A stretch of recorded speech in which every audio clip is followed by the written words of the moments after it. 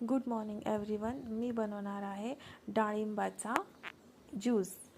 तर मी हे 4 डाळिंब स्वच्छ धुवून घेतलेत आणि आता कट करून बघते त्याच्यामध्ये काही किडके वगैरे आहे का, कारण की आतमध्ये खूप वेळेस डाळिंब किडके असतात, म्हणून सगळं व्यवस्थित बघूनच करायचं. आणि ही रेसिपी ना खरं तर मी यूट्यूबवरूनच बघून तुमच्यासोबत शेअर करते. बघा डाळिंब किती सुंदर छान आहेत, सगळ्या बिया. खरंच डाळिंब खूप गोड आणि छान होते, एकदम ताजे. तर ह्या बिया मी सेपरेट करून घेते. तर मी ही रेसिपी ना यूट्यूबवरूनच बघून तुमच्याशी शेअर करते, कारण की आमच्या घरी ते हे नाही आहे, ज्युसर नाही आहे त्याच्यामुळं. आणि मला तर प्यायचं होतं डाळिंबाचा ज्यूस, तर मी म्हटलं आता काय करायचं, तर मला एक रेसिपी सापडली एकदम इझी.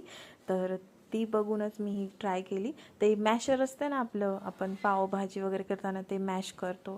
तर त्या मॅशरने ना ह्या मी बिया सगळ्या काढून घेतल्या आणि मग त्या मॅशरने मी ते मॅश केलं सगळं. खरं तर थोडं म्हणजे हार्ड गेलं ते, पण निघालं म्हणायचं, एवढं एक पेला भरून निघाला त्याचा रस, छान लागला. तर बाय बाय.